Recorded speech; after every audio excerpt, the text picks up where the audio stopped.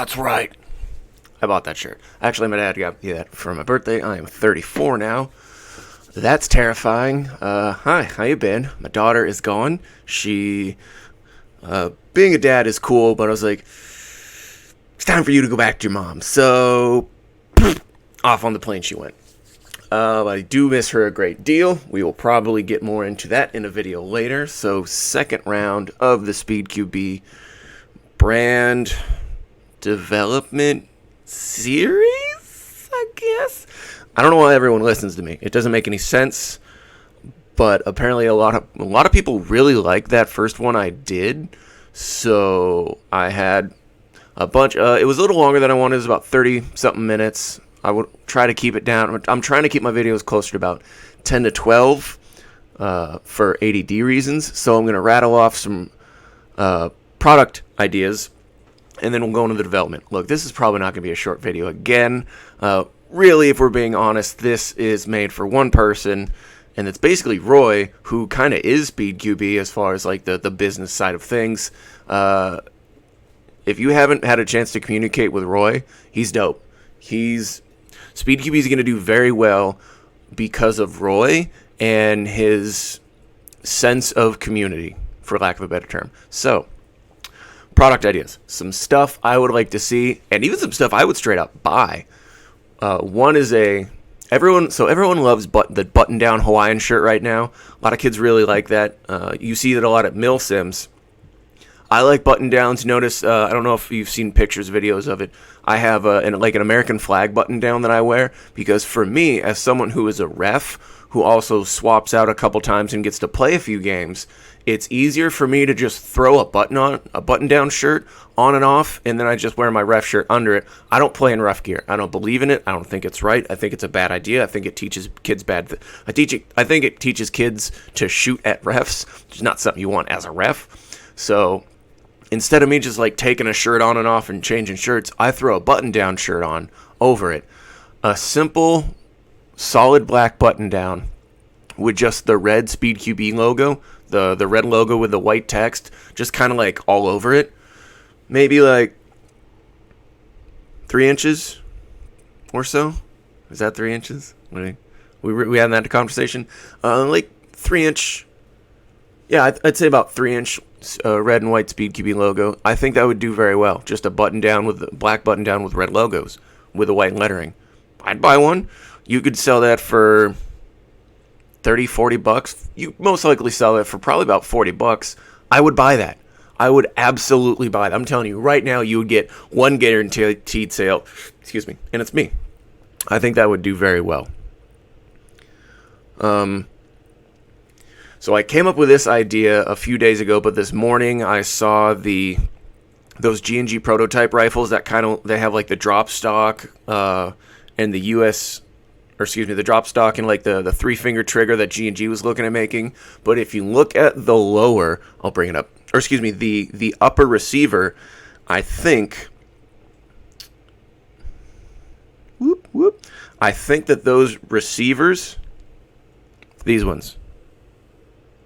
If you go to this post, see the uppers on those? I think those uppers are going to do very well for the tournament or the minimalist players because there's not a lot to them.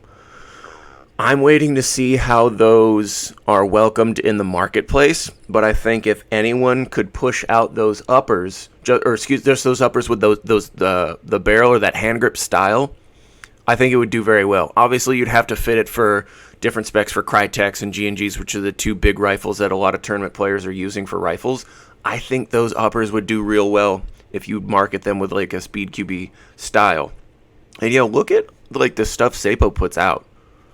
He's a legit design wizard. You can't tell me he can't just like go on his computer and just be like, "Oh, I'm amazing. Watch this. Patronum, boom," and then he just does amazing stuff with some uppers. Full rifles, I'd say.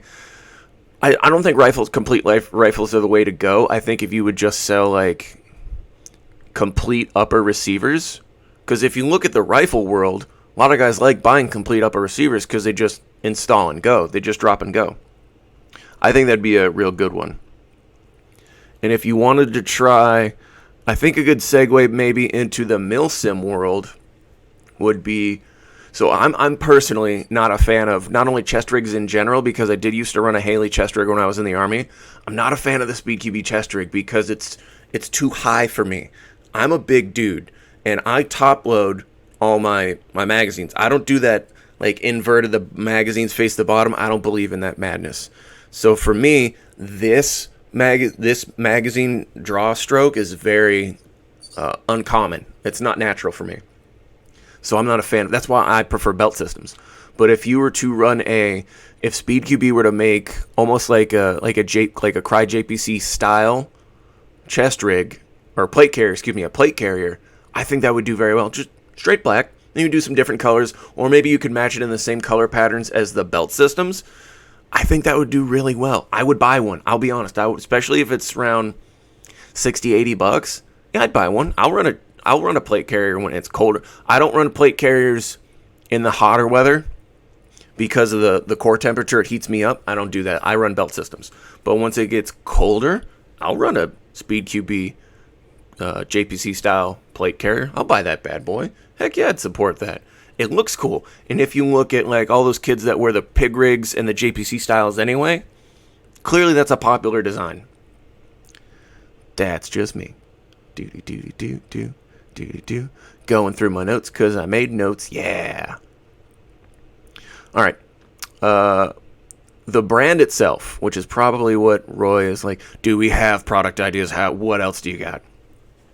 I think a Speed QB league would basically be impossible to do because it would be limited to the field, and you're sort of doing that with those qualifiers anyway. So a league itself would be too hard. Even if you were to have, like, say you'd have like a Speed QB league, but that data was tracked by the brand itself, so you'd be like ranked first overall. That's not really, you can't really do that because you're not going up against the same competition. So I've heard some people say like a national league. You can't really do that because if you're looking at a league, you can't call it a league if everyone's not facing the same competition. So just because you're the first at, like, in Georgia at SS doesn't mean you're the first at N1, because unless those same teams from both fields go back and forth and compete each other, there's the standings are just silly. They're just silly. So I don't think that's possible. What you could do is what SpeedQB's doing. I think SpeedQB's doing this. So you take like the top, whatever, maybe like the top team or the top 3 teams, and give them some sort of sponsorship, or like say you have the number 1 team in SS Airsoft, and they really want to come to LA for the big tournament, but they got money issues. I think SpeedQB could help out in that way. So I think SpeedQB could really, as far as helping teams outside of SoCal, I think they would be able to provide some sort of assistance versus like, hey, we'll give you a free entry. Yeah, the entry doesn't do any good if they don't have the logistics to get to the site. That just, whatever. That's random. Now, earlier we were talking about, and by earlier I mean the last video, we were talking about competition. While I don't think there is any tournament format that offers any sort of competition, fields are the biggest competition. Mind you, I don't know the logistics or the behind the scenes of the take or the money thing, but between the fields and the brand. I don't know. I don't know if it's like a 50-50. I don't know if they just pay for like a private thing and then they take whatever. I don't know. But if I am a field owner, I need to be convinced that giving SpeedQB a piece of my field is worth it. Does that make sense? Like, what convinced me?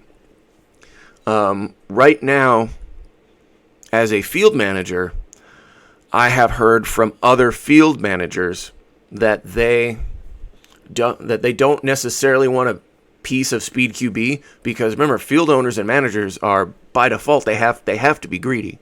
They don't want to give money away to other people. They want all the money for themselves. So if I'm a field owner and I see no value in the brand of SpeedQB, in the name, I can just take those rules, and we see this in fields all the time. We see them in the form of speed tournaments. I just take that rule set and then just say, oh, we're having a speed tournament. It's basically Speed QB without the brand. The rules are the same. The points are the same. It's a Speed QB tournament. But there's no brand association, so you can't say you're a Speed QB champion. Does that make sense? So, the biggest competitor is going to be fields. So what you guys would have to do is incentivize brand association. And in my notes, boop, what you would need to do, and this would really be kind of between you and the field owners, is let's say you have, what am I thinking of? Like authorized fields or whatever. You would need some sort of contract or some sort of agreement that says from the time we allow you to use the Speed QB name, excuse me, and going forward, we want numbers. We need data. Because remember, 21st century marketing is primarily about data. If you look at, like, there are kids that are like, dude, I was talking about going to McDonald's and out of nowhere on my phone popped up a McDonald's ad. That's what we need. You need data. You need analytics. You need to be able to give a packet or presentation of dollar signs to a field manager and goes, if you look at all these different fields, a Speed QB brand associated field has the ability to get 30% more revenue over the first 6 months because of sales, because of the brand, because of whatever. So if I'm Speed QB and Bob's Airsoft Field is interested in Speed QB events or being, an associated field or whatever, I need to convince Bob that by having an arrangement and a deal with Speed QB and to allowed to say that you're having Speed QB nights, Speed QB events, Speed QB merchandise, the direct brand association relates to more kids are now coming to the field, more kids are now doing this, that, and the other. But you need to tell fields that when you get into bed with us, we can't guarantee, but we will show you numbers that associate brand name with growth. Does that make sense? You need that. So every field that you have that does Speed QB stuff, you need to see, maybe not necessarily weekend play. Maybe weekend play, maybe not. If they'll give you those numbers, but I would put that in a contract. From the time that you sign up to be a Speed QB endorsed field, we want to know how many players you're getting. The money doesn't really matter because it could be a $5 field, it could be a $30 field. The money's not going to matter. We need player participation data. So in January, every weekend in January, you were only averaging 50 to 80 players per weekend, per Saturday or Sunday. The numbers don't really fluctuate. But in March, starting from March, as soon as you became a Speed QB recognized field, your new average is 100 to 130. That's going to get a field manager's attention because he understands that he's going to get more he's going to get marketing, he's going to get more attention, he's going to get more eyes on his or her field. That's what I would do. I had that written down way more intelligently in my notes, but it's a rant, what you want. So for instance, let's say I have Friday night speed nights or Thursday night speed nights, but my attendance in those events are low because I call them speed nights. No one's going to go. And if you look at fields right now trying to do that, a lot of them are struggling with non-weekend days, at least for the start off. I grant a field permission to use the name, so the field can then, instead of speed nights, you can officially call them Speed QB nights. You give them the name rights to it, and you track the attendance of those nights. So if a field was having Thursday night speed nights in May, well then in June they called them Thursday night Speed QB nights, and now let's see if the name alone brings in more business. Now let's see that once that field adds Speed QB official merchandise to their retail store, now let's track those numbers. Because if a kid is going in to buy a Speed QB shirt, well maybe he's going to also buy BBs or a Rockstar or a new gun or something. But let's see what the brand generates as far as attention and pulling players in. More notes. Maybe this is why I think having more brand ambassadors would be a good idea of known figures that are known to the community, more brand ambassadors. And then I would have, and SpeedQB kind of does this right now, but it's really, they send SYG, and they, from what I see on Instagram, it's usually Sapo, Demo, and Roosta. And I assume they send those three guys because those are the three dudes that have the most availability to travel. That's an assumption I make. But maybe once a month we send out more, just have more field visit trips. So you get more ambassadors, and then you could have more guys go to, say in one weekend, you send a couple dudes to Atlanta, and then a couple dudes to LA, and then maybe in that same weekend you have a couple guys go up to Canada.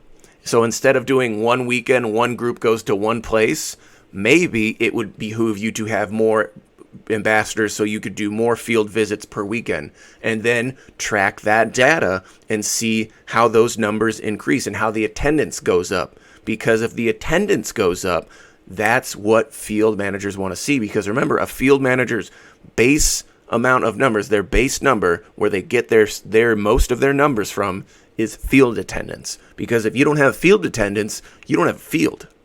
So if you can help a field manager increase their attendance through brand awareness, I think that would be huge. Really, that just requires you to, it's really, to sum it up, just increase your brand equity. That's really what that means, is become, like, if you look at Nike shoes, guys are paying more money for the name Nike than, I can't think of an off-brand shoe. Keds? Are Keds still around? Skechers? If Bob makes this kind of shoe and Nike makes this kind of shoe, then Nike's going to sell better because it's Nike. Doesn't matter if they're the exact same shoe. That doesn't matter in retail. Like, why are dudes paying $50, $60 for a t-shirt, for a solid black t-shirt made by one brand, when you can go to Walmart, get the same thing for a fourth of the price? It's the brand name. It's brand equity. You need to increase the brand equity. And I think through data tracking and through data association, you can show, hey, I know you guys are on the fence as a field about kind of doing business with us, but because you think you can do your own thing just as well as we can, you're wrong. And I'll tell you you're wrong, because here's a big presentation full of numbers that says when you do SpeedQB events, you get at least a 30% increase in business. That's what you got to do. For the online game, I know Sapo, or Sapo. You're going to punch me in the face at some days for this. Look, people used to call me Cabber for the longest time, and it's Caber. So, if you look at, I know Sapo, I know you're a boxing fan, and I know I'm going to make the assumption that you watch Showtime Boxing's YouTube channel. Also, anyone that watches UFC's YouTube channel kind of sees the same thing. But if you watch Showtime Boxing, which is the highest level of boxing, or if you watch the UFC, which is the highest level of UFC, and I'll argue anyone's point on this, that at Showtime Boxing and UFC MMA are the highest of the high. If you look at their YouTube channels, they don't just produce content when it's time for a fight. They're constantly putting out content. Now, when it's time for a fight, what I like is they do... UFC does the embedded series, so they follow fighters around, but they are giving attention to the competitors. So what I would like to see is on the SpeedQB's YouTube channel, and I think they're starting to do this now, but maybe just an increase in it. Who are the big names in SpeedQB? Who are the big players in SoCal? Who are the big teams in Atlanta? Who are the big teams in Canada or in Europe? And you do a 5-10 minute piece on the history of that team, and then separate pieces on those players individually. I would also like to see an actual documentary on how SpeedQB came around, on its history, on how did it go from not existing to Tax City to N1. Look, some of us kind of know why the Tax City N1 thing. Some of us have our opinions on this, but I would like to see that in a documentary. Am I going to get in trouble for saying that? I don't care. I do what I want. Anyway, I would like to see more content on competitors. Like, what's Demo's story? What is Roy's story? What is Sonny's history with the brand? What is now John with N1? I want to see the transitions. I want to see the transitions from field to field. I want to see what other fields are doing. I want to know about the other teams. I want to know about the players. I want to know about everything. Just how, like, before every UFC event or before every Showtime event, you see embedded series. You see dudes in the gym. You see guys with their families. Like, you see, like, Deontay Wilder, like, holding his daughter at his house and, like, taking her to school. Like, I like to see what is beyond the competition. I like to see them as people, because that's what you do when you're a super fan of the fight game. By the way, all these ideas usually just come from my super fandom of fights. I'm a giant fight fan. It's also why I'm very analytical, because I have to study rules. So, that is that. Speak your beast, son. Boop. That's better. Hang on. I got it right there. So that's what I think. Those are my thoughts. I love you, Roy. I love everyone. Kisses.